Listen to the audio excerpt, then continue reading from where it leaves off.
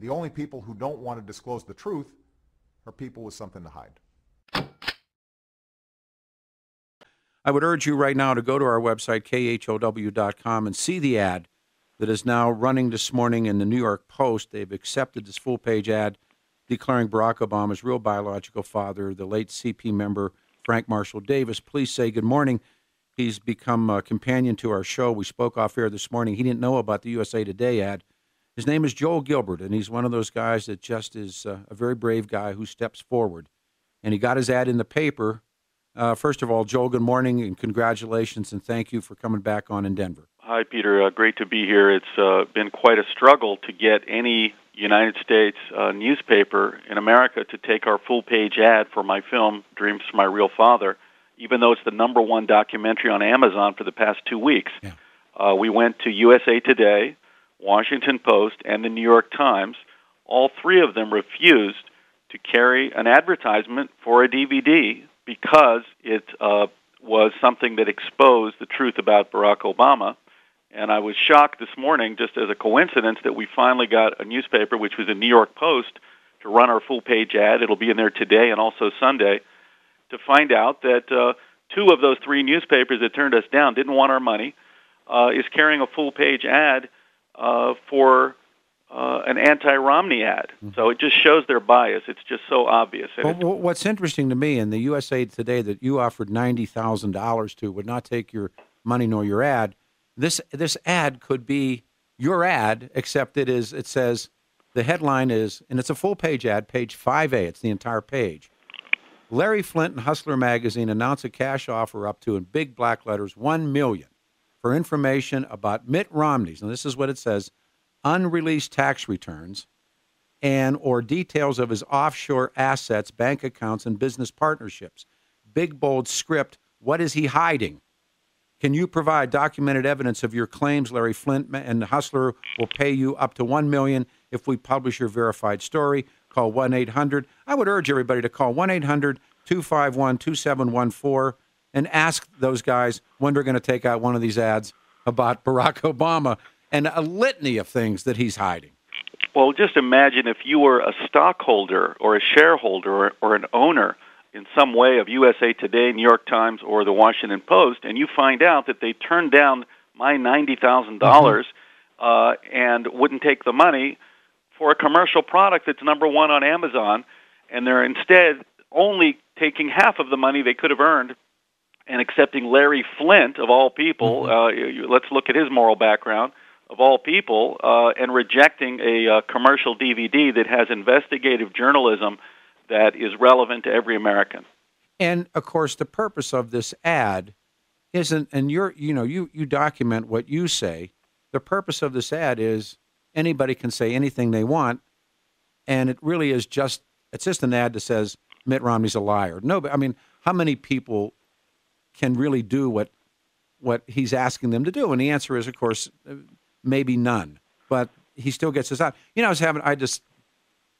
was sitting there thinking during the news, do you and I want to call the 800 number and tell them who you are and ask them if they're going to do this for, if you offered them the same amount of money, or would you do the same? I mean, I'm trying to kick this around in my head. I'd like to give him a hot foot. Well, we talked to the advertising director at Washington Post and USA Today, and we submitted the ad, and they kicked it up the ladder. They sent it to the next department, and went all the way to the top of both of these organizations, and they both came back and told us that the ad was not for them, that they wouldn't take our money. And we said, why? And they said, well, we just think that it's not something that we should be carrying.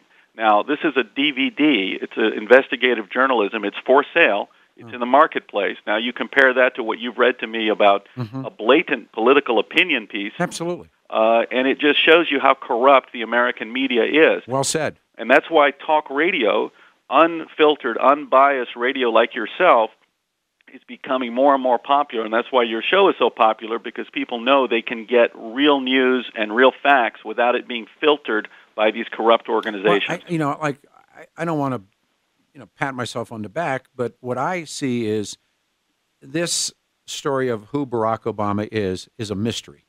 It's a riddle. It's an enigma. It's everything and anything. It's the most, as Clint Eastwood said, the guy's perpetrated the greatest fraud on the American people in history. But having said all those things, what's unbelievable, and just locally, the Denver Post that wrote 3 editorials in 3 days about what birthers are racist and liars and stuff. And I actually invited the guy as a normal person to come in the studio and back up what he wrote. They would not even return our phone calls. I mean, Joel, they don't even return phone calls. Well, and so they can say these things, and that's fine. I mean, it's the First Amendment. I'm cool with that. But they don't have the nuts to come in and sit down or do it by phone or invite me to their editorial boardroom, which I'm more than willing to do, and tell them why they're all full of crap. Well, I think the thing they're most afraid of is my film, and that's why the left won't even talk about it or criticize it. And so because my film, I think, makes people realize that the story of Barack Obama is no longer a riddle. I think we figured it out, yes, that his real father was Frank Marshall Davis, a Communist Party USA propagandist who indoctrinated Obama from age 9 to 18 by Obama's own admission in this radical Marxist anti-white ideology. And then Obama used the Kenyan father fairy tale, I call it, to promote his political career, that he was going to bring people together because he was the multicultural ideal. So I get it over and over from people who see the film. They say it all fits together. You nailed it. And the problem, like with the media you're mentioning, Denver Post, that the socialists have been penetrating for 30 years American universities, media, entertainment, and have supported this with this election of Obama, which was not a sudden political phenomenon. It was something that they've been preparing for many, many years, and that's why even in office or running for re-election, they will not expose or tell anything negative about their guy. We have not spoken since the Republican or Democratic convention. Didn't you think it was interesting that the story of the Kenyan goat herd and the Kansas farm girl, that improbable story, disappeared? Well, unfortunately, the Republican national mainstream establishment campaign and story is focused on this 33-year-old concept that Ronald Reagan used. It's called "Are You Better Off?" ? And they're basing their whole campaign on this old, tired slogan. I agree. And I've tried to tell them, I said, listen, Obama is a sociological phenomenon backed by a massive corrupt media. You can't trot out something so old and tired and expired and hope to make an impact. The only thing that I think can make an impact is when you go to the core of his support. The core of his support is his so-called personal appeal or likability. The life story. Likability. He's got an inspiring family story. Right. So when people see my film, they realize that Obama has a deeply, deeply disturbing family background that he hid in order to obscure this Marxist political foundation. You know, we had D'Souza on the radio show the other day, and it was a really good interview, but I brought all these things up, and he chooses not to look at those things, and that's obviously his call. But, you know, he projects ahead, and there's a line that says, young men talk about the future because they have no past, old men talk about the past because they have no future. And what he is projecting is what it will be like if. And I bring up all the other stuff that we've worked on, some of it obviously because of your hard work and Jerry Corsi's, and you get on a list of people who have worked hard. And he finds a way, and God love him, to look the other way, and that's fine. But here's a question that dawned on me, and maybe you could answer it. If your father lived in Kenya, and your mother did everything what we're told Barack Obama's mother did, how come there was never any correspondence, any letters between this young man, this boy, this child, and his daddy? They never have a letter writing thing. They never talk. And one of the things that D'Souza didn't know, and I was kind of taken back by it, is if you read his book, if you read Obama's book, he says that his mother tells her father, make sure he sees Frank.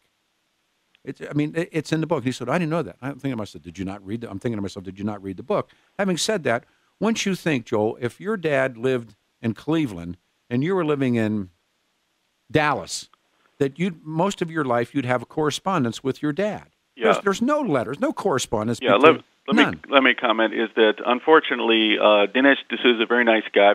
I've met him. Yeah. And unfortunately he bought into the official narrative which was Obama's official story about a Kenyan goat herder father. Right. And then he tried to explain Obama's policies through his own upbringing in Kenya, that is D'Souza's upbringing, through this concept of anti-colonialism. Now, anti-colonialism is only a very tiny part of Marxism. And in D'Souza's film, he claims that when Obama went to Kenya as an adult, 28 years old, that he became an anti-colonialist somehow. Obama showed up at age 18 at Occidental, admittedly as a committed Marxist, to study with the Marxist professors. The Kenyan was a sham marriage at the time. If it was a marriage. Even if it was, it was to hide an illicit affair between Obama's mother and Davis. I agree. And Davis was raised Davis raised Obama. The mother brought him back at age 9 from Indonesia, and essentially told the grandfather, make sure he sees Frank. Imagine, she says, remember the 65-year-old communist pornographer guy that I used to take those pictures with? Get him to him. That's the man that really should be hanging around with my 9-year-old. Now, these were parental visits. And by the way, Frank Marshall Davis is an admitted bisexual. Bisexual pornographer. Yeah. He's a pretty seedy character, not only politically, in that he was anti-American, a pro-Soviet propagandist, and a suspected Soviet agent. Openly cheated on his wife. Wasn't cheating. I think she was participating. It was a very, it was a whole swinger, very sick background and sick lifestyle. And this is the person that raised Obama and influenced him the most. And you can see it in Obama's policies in the White House. That's why it's very relevant. I show all the writings of Frank Marshall Davis in my film, and you can just see the mirror image of President Frank Marshall Davis Jr., and he's carrying out the dreams from his real father. And I asked D'Souza, I said, don't you think it's... I asked him, I said, who took the nude pictures of Stanley Ann? I realize it's an unpopular question, but it's true. Well, I don't go into that. I said, and he rejects your Frank Marshall Davis train. And I went, no, wait a minute. But if you look at the floorboards and you look at the woodwork in the house, and I said, Gilbert went and looked, and the floorboard, they still match up, and it's his house, and that's where he lived, and that's where he took the pictures. Oh, well. Yeah, well, D'Souza reaches some of the same conclusions I do about the policy in office, but he chose to ignore the real background. Hey, let me do this, sir. Can I get you to hold and come back? Because this is really an important morning with the ad out and then comparing and contrasting USA Today that turns you down, takes this ad out about Mitt Romney, what is he hiding? Right. And here's Barack Obama, who has hidden everything. Right. And they won't take your ad. Everyone, hang on a second. It is an interesting morning. 630 KH would all be... The only people who don't want to disclose the truth are people with something to hide.